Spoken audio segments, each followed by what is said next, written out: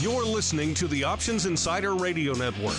For more quality options programs, visit www.theoptionsinsider.com or search for Options Insider Radio Network in your podcast provider of choice. Listeners can also access all of our programming through our mobile app, available in iTunes and on Google Play. Don't forget to follow along with your favorite programs and submit your own questions for the hosts at twitter.com/options. Facebook.com/TheOptionsInsider or via questions at TheOptionsInsider.com.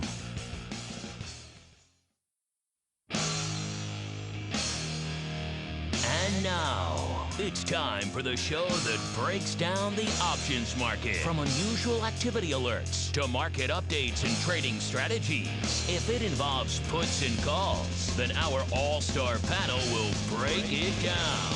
It's time to hit the option block with your host, Mark Longo from theoptionsinsider.com and co-hosts, Uncle Mike Tusaw from RCM Asset Management, Andrew the Rock Lobster Giovinazzi, and Mark the Greasy Meatball Sebastian from OptionPit.com.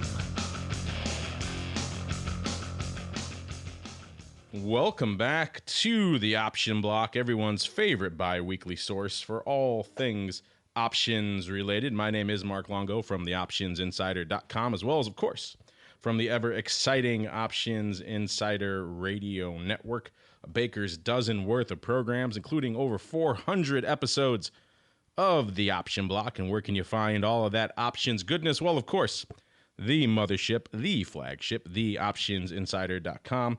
Just surf on over there, click on the Insider Radio Network tab, and it's pretty much all set from there. We made it pretty easy for you. Just click on the show you want, and you're off to the races. Of course, you can also find it in your favorite podcast providers, including iTunes, TuneIn, Stitcher, pretty much everywhere podcasts are available, and of course, even via our mobile app available for the iOS, Android, and Amazon App Store. So no shortage of ways for you guys to download and stream the show. And of course, while you're listening, send us your questions, send us your comments. We'd love to hear from you guys.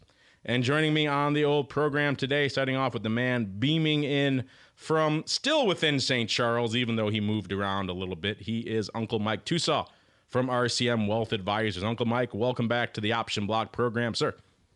Always a pleasure to be back here. It's been too long. It has indeed been too long. A week without Uncle Mike is a week too long, sir. That's what I always say. All right. And also joining us on the program today is the greasy meatball himself, Mr. Mark Sebastian from OptionPit.com, as well as from a few regular appearances here on the old network itself. Mr. Greasy Meatball, welcome back to the Option Block All-Star panel, sir. Great to be here, Mark. I've got Andrew en route to Chicago.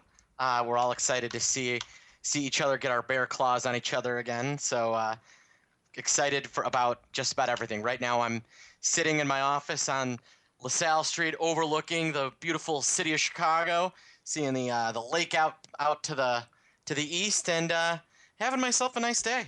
Yeah, it is a beautiful day in downtown Chicago. And speaking of beautiful days, we've got a little bit of a last-minute surprise for you. If you are indeed in the Chicagoland area, we're going to be doing one of our fun live spectaculars over there at Smith & Wolenski's this time, so downtown here at Smith & Wolenski's at 4 p.m. on Thursday. That's a little bit after our normal standard start time of 3 p.m., but if you're going to be in the area, maybe you're getting off work or you're going to be around Chicago area, then we'd love to see you. We'd love to hear from you. We always have a decent crew of people who show up at these things and shout questions, ask questions, heckle Mark, all of the above, and it should be a fun time. So if you ever wanted to see how the sausage was made and you're going to be in Chicago this Thursday, 4 p.m. is your opportunity. It'll be our full complement show, plus or minus a few hidden gems and extras. We'll see if we can throw in there for you live. And of course, when it's live, you also like to have live questions too. So if you have questions or comments or whatever you like to do, come over here, share it with us. We'd love to hear from you guys. That's this Thursday, 4 p.m. in Chicago here at Smith & Wolenski's, the steakhouse. Maybe if you play your cards right, you can even scam Mark into buying you a steak. So that's reason enough to show Yeah, up, I don't think so. Well, I said if they play their cards right. I didn't They play their cards right. Yeah. If your cards include good for one free steak dinner, then That would be playing your cards right. I would say. That would be effective card play. That would be very effective indeed. If you guys buy enough education, he'll buy you a steak dinner. That is true. That's true. You come in on the spot and buy a gold membership, I will buy you a steak. There you go. There you have it. That's a deal. I might buy one myself now. Uncle Mike getting business done right here, all the way from St. Charles. I love it. Making love connections happen. Meanwhile, it's time for us to keep on rolling, make our own love connection, even though it's kind of difficult with the market today, because it's time for the trading block. It's time to break down the latest topics, trades, and trends in the world of options. It's time for the trading block. All right, and welcome to the trading block. This is indeed the portion of the program where we break down what's moving, what's shaking, what's lighting up the old tape today. And it was a bit of a sea of red. We are recording this today, Monday, July 27th, for all of you there playing the home game. And it was just Red-a-palooza, Sell-a-palooza, call it what you will. A lot of different factors weighing on the market today. We'll get to all of them in a moment. The NASDAQ leading the charge to the downside, off a full 1% here at the end of the day. The S&P closing off about 0.75 of a percentage point or so, or just about 14.5 handles. And the Dow kind of splitting the difference, down about 0.8 of a percentage point or so. And volatility coming back into the old marketplace to the tune of VIX cash ticking up another 2.5 handles, breaking through the 16 handle again, up to 16 and a quarter or so. So a lot cooking, a lot of things weighing on the market. Uncle Mike, since you've been off for a while, we'll give you pride of place here. What really caught your eye in today's activity? Well, what caught my eye in last week's activity was the fact that the S&P went to within, I believe it was 2 points from an all-time high, and it did not break through it. So, I mean, that's something right there with which, if you're going to make new all-time highs, you got to break through the old all-time high first. And we did not do that. And that's something that I think is very significant with this market. The other thing that I think is intriguing is that bonds are starting to make a little bit of a comeback, which is, I would think, only natural, just with the rush from, with the rush from risk on to risk off. And combine all that with the fruit company coming down a little bit. It's kind of like one of those things to where a lot happened while I was gone. I didn't know that trading was allowed. Yeah, I see you take a week off or so here in the marketplace, and a few things happen. And a few things happening today. Mr. Sebastian, what caught your eye in today's activity, sir? Yeah, I would say the big piece is how strong the reaction was out of VIX and VIX futures relative to how little the move was. And I think it's related to China. China was we were down pretty bad on – well, I mean, not really bad, but we were down a little bit on Friday, kind of an ugly close. Opened down about 14. Big move in VIX. Now, a little bit of weekend, but we were up on Friday as well. So that is, nice move in VIX over the last few days relative to SPX. Now, that being said, the SPX is only about 15 points off some of the lows from Greece. And the VIX is nowhere even near 20, and it shows you the difference between a slow kind of 15 to 20 point sell-off a day versus losing 40 points in a day like we did on that one day in Greece. So volatility is somewhat contained, but we look like we're really the market is certainly nervous about what China is going to do tonight. So that's kind of what I think. I think if we see China recover a little bit overnight, the SPOOs will recover. Earnings have been kind of cruddy, but we'll eventually get that. That's not usually enough to cause the market to lose for more than a couple of days. But yeah, I was certainly interested in the price action today. Yeah, China clearly the big driver of what was cooking off today. Shanghai index falling about 8.5%. This is, of course, despite all the measures that we roundly mocked here on the program a few weeks ago. And one of your mentees, actually, Mark, wrote in with some great counterpoints, actually, on explaining some of the nuances of what they were doing over there and some of the reasoning behind it, including some really disturbing stuff about some software being used to dupe accounts over there and essentially extend accounts beyond what they were supposed to be, which is, I think, if you know anything about the brokerage business, pretty terrifying.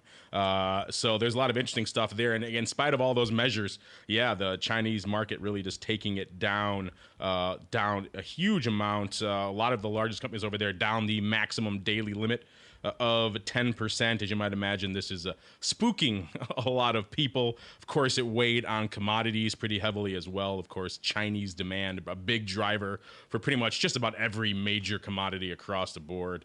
Crude taking a dip down to the Brent, at least, going down below 54, 53, 34 today. Of course, gold had taken it on the chin, not so much today. We'll get to that in a little bit about some of the other prevailing theories about what's cooking out there in gold. You mentioned the VIX. Of course, Mark, today would be an ideal day for a product that they just launched. The VIX weekly futures. Yeah. We talked about it on Vol Views. They only had like a session and a half at that time. It didn't really seem like it was lighting it up. I don't have today's. Do you have today's volume numbers in front of you to see did they get any traction whatsoever today? Yeah, I mean the front month, the kind of a weird term structure ended up kind of developing, where the weekly that expires this week is still trading below August, but is trading above the one that expires next week. And a couple of people have said Fed meeting, except for the fact the VIX cash is actually was at the time trading above August. It's since kind of given a little bit of that away, but so some weird action today. It's like super contango. If you give me a minute, I can probably get the weekly volume. So we're seeing that kind of weird kind of shape we see take place sometimes in the VIX futures, going to the nth extreme in the weeklies, which is interesting, with the front end of the curve, the ultimate front end, in this case, the front week, getting just super wacky, to use the technical term. Right.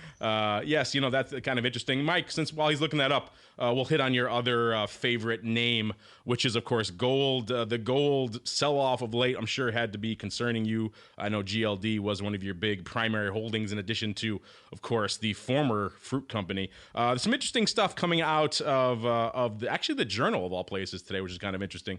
There was a bit of a pop out there in gold today, and they were laying the blame on actually options activity, pinning it to the 1100 strike. So first off, what's your take in general on this kind of pronounced sell-off we've been seeing in gold? We haven't had a chance to have you really chime in over the past week. And then B, do you subscribe to this, I won't call it tinfoil hat, but this conspiracy theory that the options are going to pin it at 1100 here?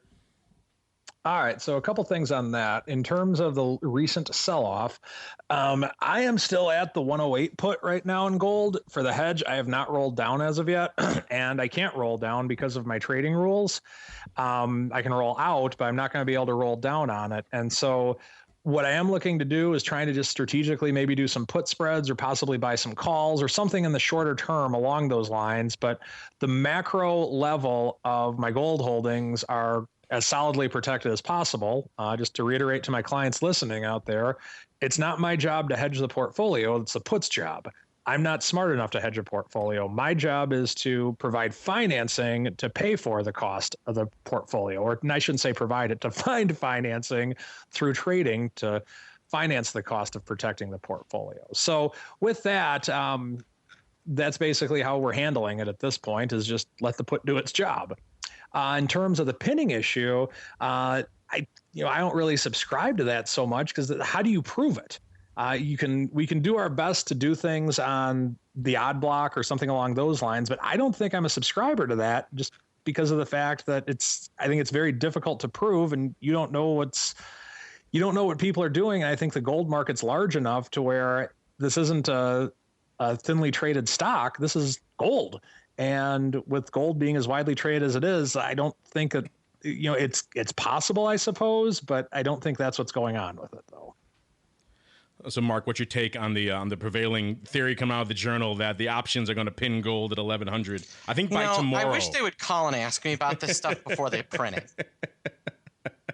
Yeah, I love seeing this stuff pop up every now and then. This is kind of the old, options move all markets kind of prevailing theory that we see every now and then.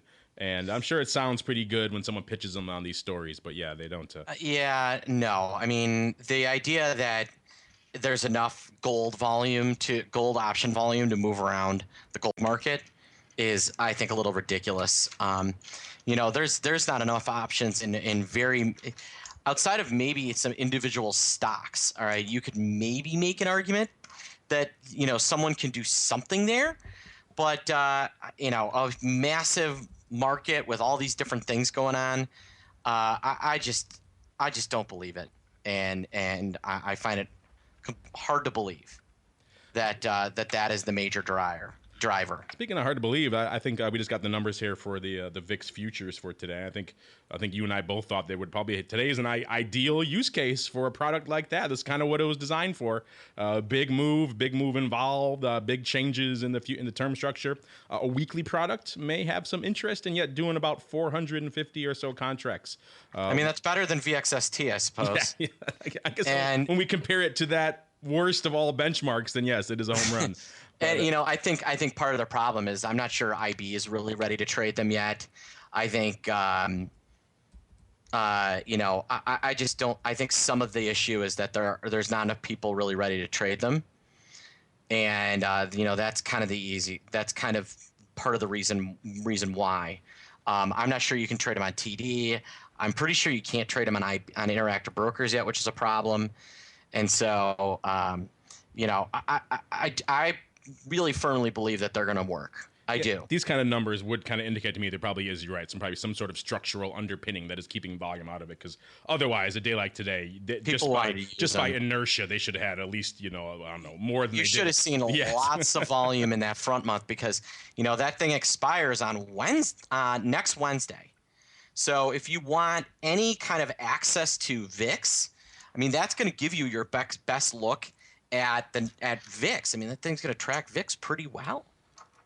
Yeah, especially in this kind of environment. Yeah, coming up with a couple days left, that's an interesting contract. That's, again, why I thought today would be the day. But we'll have to wait another, probably, who knows, a week or two at least to see the day when it all starts pouring in, and all those high-end clientele on the retail side can get their hooks into this thing. Meanwhile, speaking of thinking their hooks into things, you mentioned earlier about earnings season. We are, of course, still in the thick of earnings season. So far, the season has been a little mixed, not from an options perspective. If you're looking for moving and shaking from an options perspective and some of the big liquid names that options traders like to trade, then you've been pleasantly surprised, unless, of course, you got run over in the Netflix or the Amazons or the Googles, in which case it hasn't been so pleasant. But other than that, there has been certainly vol and movement to speak of late, which is what we've been missing in the last couple of cycles. Overall, on the overall 10,000 foot level, about 74% of companies have come in beating their expectations, but still only 51% of those actually beating the revenue expectations. So that's why it's kind of being lumped together as a relatively lukewarm earnings season. Factor that in, at the course, to all those out there who are diehard fundamentalists like your cohort there, the Rock Lobster, talking about nearly 17 times PE out there in the S&P. That's above its 10-year medians. Of course, people saying things are getting a little bit rich and they're not really justifying these levels. Again, why earnings season perhaps a bit lackluster. And of course, we do have some big ones coming up this week, which may light it up as well, including some of the ever popular social media names, the Facebooks and the old Twitters. We also have Exxon. That'll be an interesting one to watch, as of course we see what's cooking with them in the energy sector. But unfortunately, that's all the time we have right now for the trading block, because it's time for us to keep on rolling right on into the odd block. It's time to break down the most interesting, unusual, and downright questionable options activity that's been identified by theoptionsinsider.com. It's time for the Odd Block.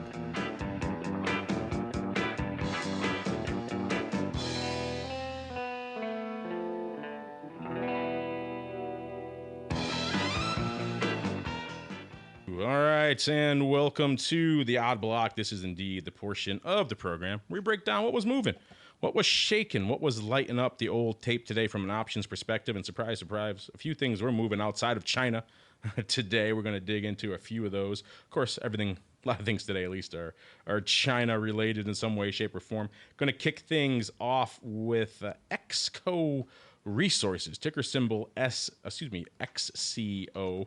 This one, we talk about a lot of cheapy names on the old program here.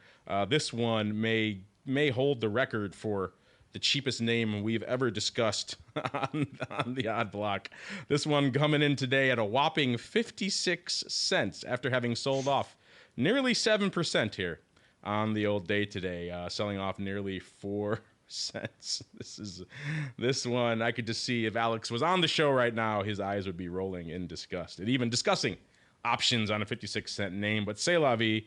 There were some options to be discussed today out here. This name averages about 700 contracts a day, doing a little bit more than that today, doing approximately 38,000 contracts out there, pretty much 17-1 calls over puts.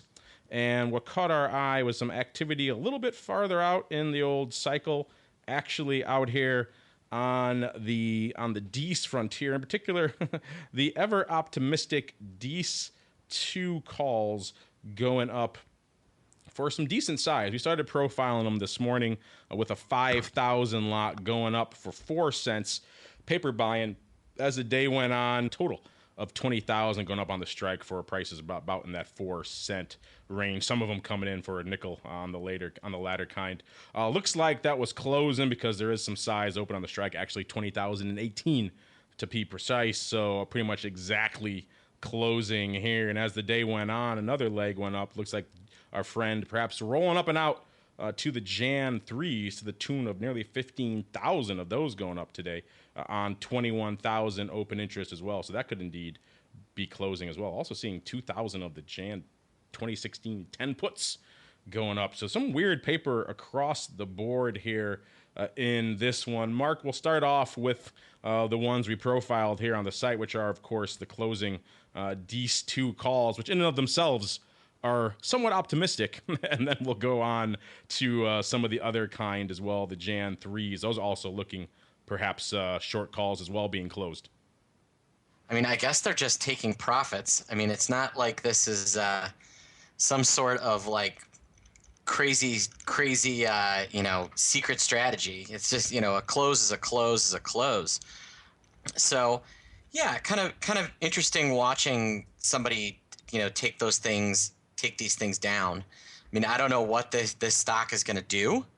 Maybe they're going to, maybe they're about to get taken over for $9 billion. But maybe this is one of those stocks that they're about to put out a bunch of some sort of big email blast saying, have potential to go up 2,000% in a day. Who knows? But certainly not. Probably just some standard closing. I don't know why they're bothering. Maybe they just think, hey.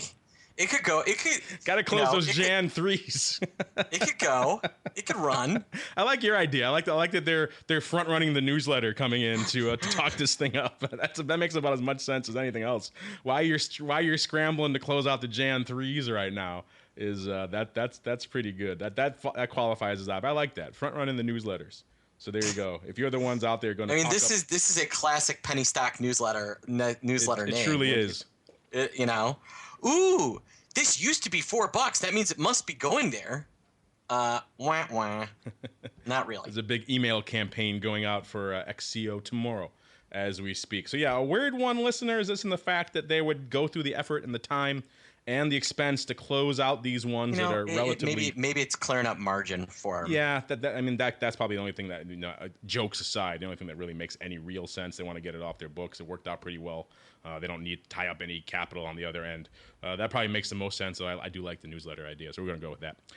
But either way, interesting one. Keep an eye on this one just for to see if in near term if there's anything else out there that may merit someone coming in to close out this size. But it probably is. Just freeing up some capital so they can overwrite another really cheapy name. Maybe $1 this time. Go big. As we move on to our next name, a lot of newcomers on the odd block today. This is Knowles Corp. That's Knowles. Ticker symbol KN. Closing today 17.25, roughly up about 2% on the day. This is the name that does a whopping 800 contracts a day, doing nearly 15,000 today. So lighten it up yet again today. Calls and puts split pretty evenly out here actually today, which is kind of interesting. The activity that caught our eye came on the call side of the fence, but there was also some put love very clearly out here. What caught our eye today was the AUG 17.5 25 call spread going up. When we profiled it about 2,000 times, I believe that was pretty much, that was about the net of it going out here, total of about 2,000. Looks like another couple hundred going up of the 17 halves. That could have been unrelated. Going up for 95 cents. Looked like paper buying up here, going on 2 blocks here on the Philly. Weird for a couple of reasons. Size-wise, obviously it's a big one for this name. Also, why would they go through the efforts of selling the 25 call at this point? Again, that is about an $8 out of the money call. He sold them for about a nickel. So not exactly a sale that gets you a lot to merit just doing the spread. You might pick a different strike or don't even bother at that point. So that's kind of interesting in and of itself. Again, I mentioned some put activity also lighting it up. We'll say about 3,500 of the AUG 20 puts going up as well, and SEP 17 half, so maybe a bit of a put roll out here in AUG to SEP as well. So a lot of paper lighting it up in Knowles. Of course, they did have, I should say, earnings today as well. So a lot kicking it off out here in Knowles. Mr. Sebastian, what's a scenario where you would come in and say, I'm going to buy this pretty wide call spread here going into earnings, and then I'm going to sell this upside leg just for a nickel? Yeah, well, the upside leg for a nickel is kind of silly. I'm not sure why they did that. Seems like a bit of waste of capital, but who knows? Maybe somehow that got the risk reward to line up the way they wanted it. Maybe they're rolling a position down, or maybe a broker said, "Oh yeah, well if you do the spread, it'll be a nickel cheaper. Forget the fact that I'm going to charge you commission on all that extra paper, but it will be a nickel cheaper." So I don't know. There you go. Never discount the broker upsell factor. the old F the customer. I'll save you a nickel. It'll cost you another $2 in commissions each, but it's all right. We'll save you a nickel. Okay, listeners, and rounding it out here on the old odd block, got a name you may have heard of this time. This is good old Pfizer, ticker symbol PFE. Closing the day today, pretty much unched at about 34.34. This is a name that does about 48,000 contracts a day, doing about 132,000 contracts today. 3/1 puts over calls today, but we're not looking at the puts. No, we're looking out here in the call land. That's what caught our eye. In particular, looks like it was a sweep of some DEES 35s. We started profiling them this morning. Paper lighting them up to the tune of 8,805 to be precise, of the DEES 35 calls for 95 cents. Went up on a sweep on the ISC. Looks like paper buying. As the day went on, they picked up a total of 10,000 on the day here. So 10,000 of the DEES 35s going up for prices in that ballpark. They went out 94 at 98 cents. These are pretty close to the fire here. They're only about 70 cents out of the money calls, giving themselves a decent time frame till December. Looking here at a chart of Pfizer over the past year, they have flirted with levels in that range. They've gotten up to about the 35 half level or so, but nothing really, nothing that's going to lead you to believe that they're poised to blow the doors off here by December, at least blow pretty heavily through that 35 strike. Mr. Greasy Meatball, take us home here. What's your thought here on our friend loading up on some longer term at the money essentially calls here in Pfizer? I mean, it's probably a long position. If you look at healthcare as a whole, there's been lots of consolidation. Bigs are swallowing up littles. Healthcare has been a really good form of has been one of the leaders this year, and Pfizer's been working on their pipeline, so kind of interesting. Yeah, it's kind of one of the more straight up buys we've seen in a while. And usually we see these guys loading up. It might have been like, the 38s or the 40s or some out of the money strike. This guy choosing to move his liquidity a little bit closer to home, a little bit closer to the fire, picking up the 35s. We'll see if our friend is correct, as we keep on rolling with the show, right on into the strategy block. It's time to dispense options, wit, wisdom, and education. It's time for the strategy block. All right, and it's Monday, listeners. That means it's time once again for the strategy block, the portion of the program where Uncle Mike grabs his stone tablets and his smoking jacket and bubble pipe and perhaps a nice frosty beverage for this time of year and sits down by a nice open window, because as we all know, it's always temperate and beautiful in St. Charles, to dispense some options, wit, and or wisdom. Uncle Mike, a lot of stuff cooking, stuff going on with China, stuff going off with earnings season, stuff going off with gold, a lot of different places to sink our teeth into today. So where are you directing your attention / fervor / ire / wit today, sir?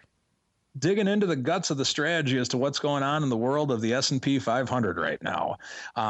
Broadcasting from the beautiful shores of the scenic, lovely, sunny Fox River in St. Charles, Illinois, of course. We're talking about looking at Lake Michigan, the Chicago River. Got to give a prop to my river, too, the Fox. So with that in mind, what's happening right now in the S&P, and just kind of give you an idea of it, going into the Greece thing, I had gotten out of my long call in SPY and was just simply selling some put spreads as a precautionary measure. And we had actually, I shouldn't say as a precautionary measure, I was just I was following my trading rules and playing the numbers. We went negative on the year, so I had to get out of my long call for precautionary reasons and to follow my rules.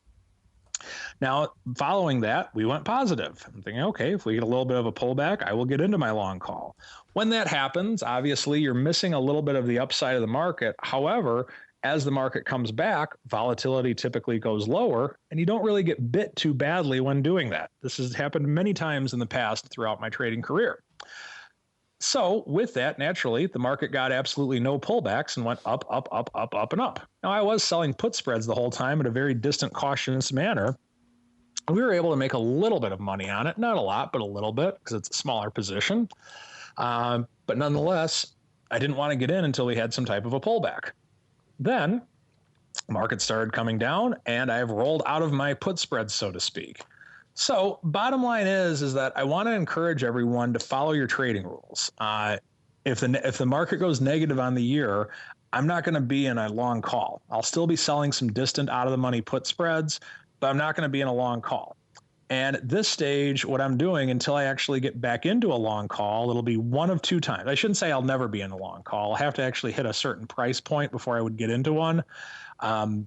If we go to a new all-time high on SPY, which is 213.78, if we break that, then I have to cry uncle, so to speak, and say, okay, Mr. Market, you were right. I have to buy my long call again.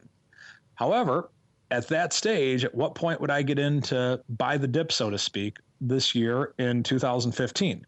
We would have to have at least a 5% pullback off of the 213.78 level, which is the all-time high in SPY.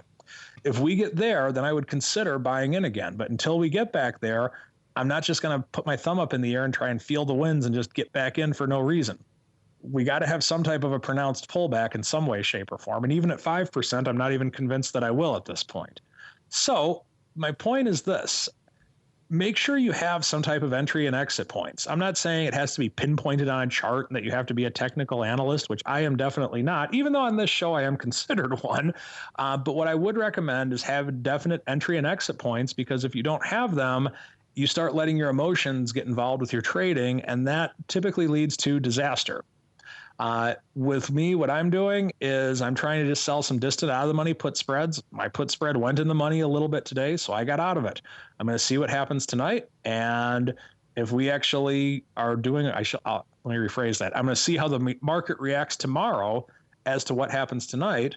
And then I'll make a decision tomorrow. If the market goes back up, I'm okay with that for the time being. These are small movements that we're actually being exposed to throughout 2015. Yeah, we've had a choppy market, but overall, I believe we've had probably, maybe correct me if I'm wrong on this, Mark, but I think we've had maybe a 10% range at most on the year, and probably not even that one from peak to trough. So I think that oftentimes when we have so much news like we have, people do get a little bit paranoid and afraid. And I would just encourage everyone to hold fast to your rules and just continue to stay disciplined and manage risk.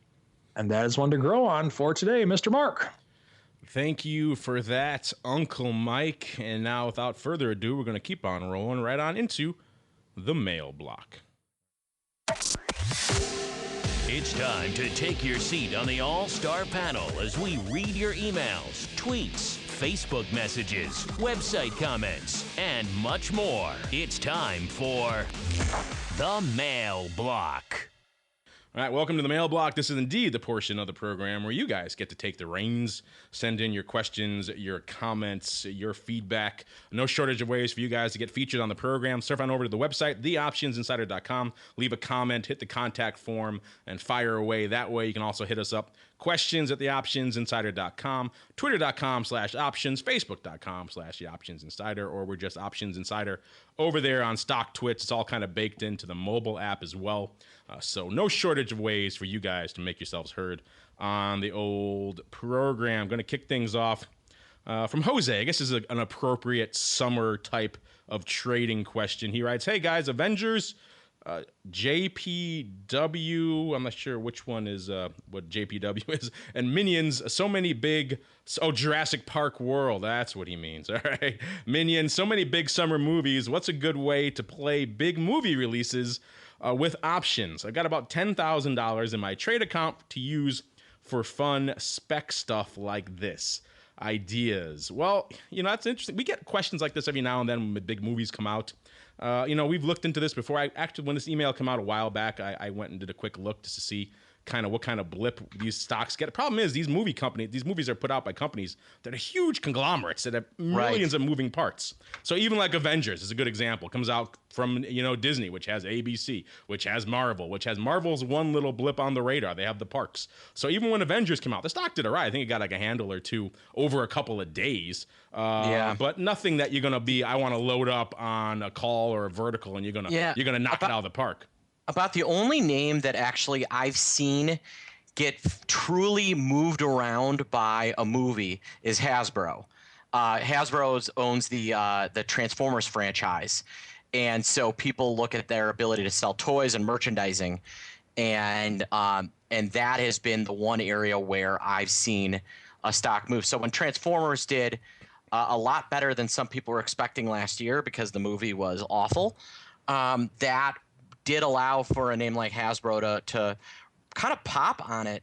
And so, looking around at Jurassic World, that's owned by Comcast, the move's already been made for those. So really, if you want to take advantage of movies, you have to basically buy the stock as the transaction is actually happening. So, I mean, Minions is owned by DreamWorks. That might be one that could move as well. I think Minions is owned by DreamWorks. So, but you need to get in before they announce that Minions is doing a billion dollars. Now, that should have been a pretty easy to see based on, the fact that my kid wanted to see it, and Mark's kid wanted to see it, and Mike's kids wanted to see it, and that whole piece. But you need to get out before they announce that the movie's done $600 or $800 million. Now I'm looking here. Actually, you probably want to find those are good. Hasbro was an interesting way to play it, actually, with the toy-related stuff. That probably is a bigger part of the movie's money these days than actually the ticket sales. But some of the smaller maybe things that are more film-centric, like Lionsgate, if they have a hit, they actually have a bigger chance of moving than an ABC-related product like Marvel or like the Avengers. They're actually more of a, I suppose you can call them a film-centric name, as opposed to some of these other ones. Some of these smaller studios might be an interesting one. Mike, did you ever have a client call up with a question like this? They wanted to do some sort of trading in this type of genre, or is this unheard of to you? Well, a lot of times in things like that, if it's number one, make sure that the $10,000 is very speculative money, meaning you're fine with it going from 10,000 to zero the next day.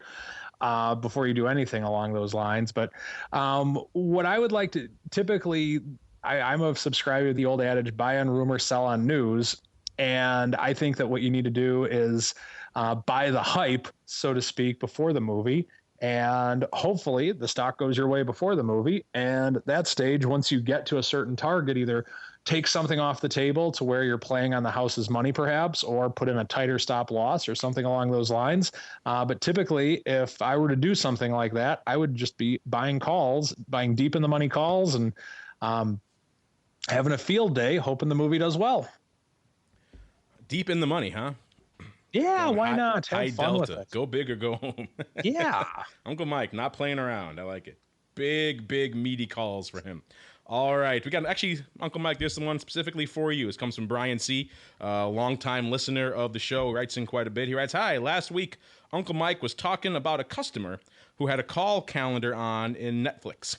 The customer got assigned on the short call. Does that mean that the strikes went in the money? If so, wouldn't you exercise the back month long call to cover the assignment?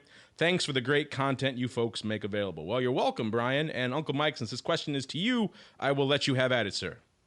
Well, typically, if you have a calendar spread and you get assigned on one of the legs, most of the time it makes sense to just simply close out the short and then close out the call. Now, the determining factor on that is if you have extrinsic value in the call. So in other words, step one, you get assigned. Step two, what you do is you see if you look at the price of the call option. And let's say that XYZ stock is at 50 and you have the 45 call option. Well, there's $5 of intrinsic value in that option for sure. And then if there's, let's say, another $1 of value in the option, that's called extrinsic value, meaning it's time decay, or some people call it fluff. If you have that, then you're foolish to exercise your long option because you're just giving away free money. Now, with that, the other thing that I would recommend that you learn is, why do you get assigned early? Well, there's usually, it's one of two reasons. The first reason is because it's just so far in the money and someone just wants to take their stock position or take their short position and get on with their life. And there is no time value in the option, or there might be a dividend coming up in some way, shape, or form. That's the other thing with which you need to be mindful of. If you are short a call option, now granted with Netflix, I don't believe Netflix is paying a dividend today, are they? I would say no. Probably not, no. Yeah, I think that's a pretty safe bet. But with that being said, if you are short a call option and you get assigned on that call option, the other thing with which you need to be aware of is maybe it might not happen today, it might not happen tomorrow, but at some point in the next few weeks, your account's going to be debited for what that dividend is if you were short the stock. So be prepared for that as well. But to answer the listener's question, no, I think it's always better to just simply close out the call option because you have time value in the option, and close out your short stock position as well. Do you remember the specifics of the trade he's talking about? Remember what happened with the client, why he got assigned, and what you did? You just close out the stock and close out the call, pretty much. Yeah, it actually was not Netflix. It was actually, I believe it was AIG. I think I must have misspoke on the show or something.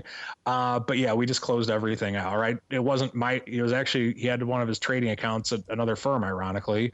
But I just basically I didn't recommend, but I just told him if it were me, what I would do is just close out both positions. Well, there you go, Brian C. Yeah, good advice as always. No reason to give up juice, no reason to give up extrinsic value when you don't have to. All right, and now it's time for us to keep on rolling right on into our final segment. It's time for Around the Block. It's time to tell you what we'll be watching on our trading screens until the next episode. It's time for Around the Block.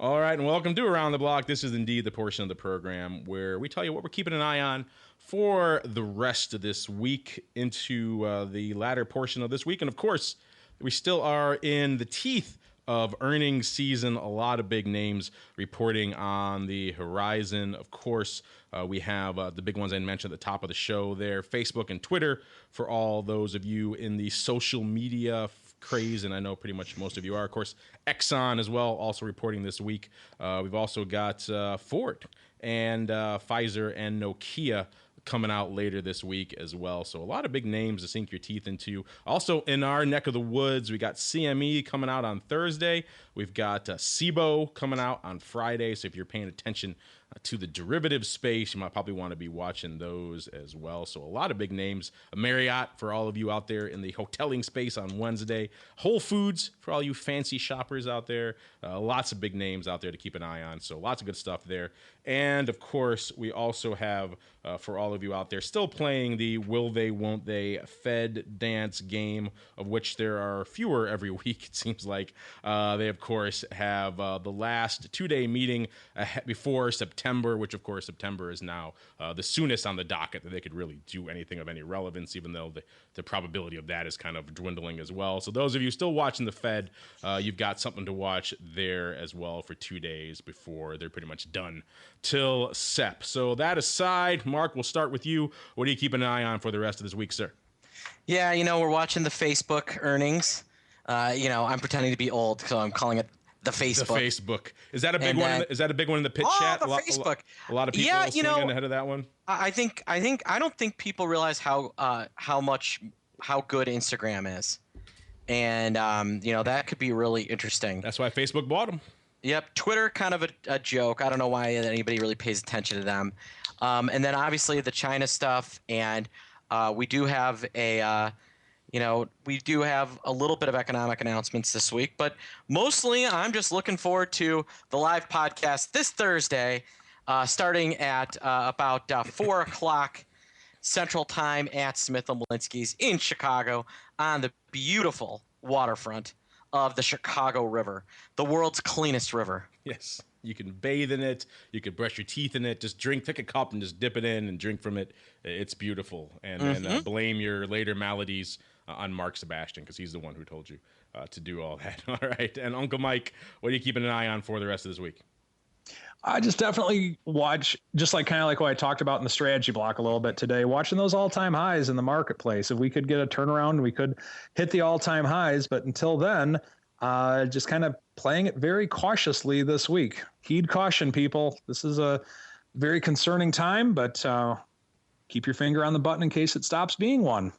Yeah, a lot of people weighing in. Everyone, of course, the bears and everyone else been saying, what's the thing that's finally going to derail the market? Even in the mix, the height of the Greek thing, people were selling off. The market was moving hard, but I don't think a lot of people really thought that Greece alone had the ability to derail the entire global marketplace. China, on the other hand, that's a different story. So the bears starting to get ready to sharpen their claws here. We'll see in the next few sessions if they indeed have something to sink their teeth into. Unfortunately, that's all the time we have for sinking our teeth into some good options fun. But before we go, as always, let me check in with my cohorts here, my partners in crime on the old All-Star panel. Starting off with you, Mr. Greasy Meatball. What's coming down the pike in the land of the pit?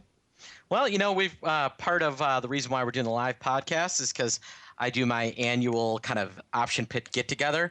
We got a great crowd coming this year. We got some awesome guest speakers, and really all is well. So pretty good stuff. Hey, let me ask you this: if someone's listening to this show and they're not an option pit client and they want to come on Thursday and meet you guys, are they welcome too, or is it only for existing option pit clients? I would say that you are more than welcome to come along. Generally, it's for Option Pit's clients, but if they're an Option Insider listener, I can probably wave an exception across. And remember, you get some gold courses, and there'll be some delicious steaks coming your way. So, indeed. Take him up on that offer. I know Mark, he won't part with a steak lightly, so take advantage of him when he offers that. And Uncle Mike, what's cooking in the land of RCM? Well, we got a lot going on, and if someone is interested in possibly becoming a self-directed trader through the RCM trading branches or the RCM trading umbrellas at either Think or Swim and or Interactive Brokers, feel free to contact me 312-212-3531 or mtusaw at rcmfs.com. Would love to have a conversation with you to discuss what all that entails. All right, on behalf of Uncle Mike and the Greasy Meatball, and indeed myself, I want to thank all of you out there in the listening audience for downloading and streaming and subscribing to the show, and of course, for sending in such great questions. Keep them coming, and we'll see you next time right here on the Option Block.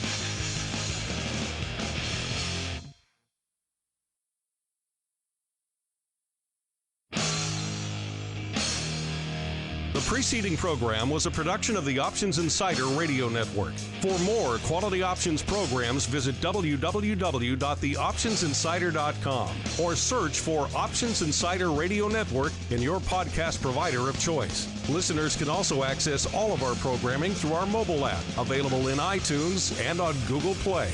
Don't forget to follow along with your favorite programs and submit your own questions for the hosts at twitter.com/options, facebook.com/theoptionsinsider, or via questions at theoptionsinsider.com.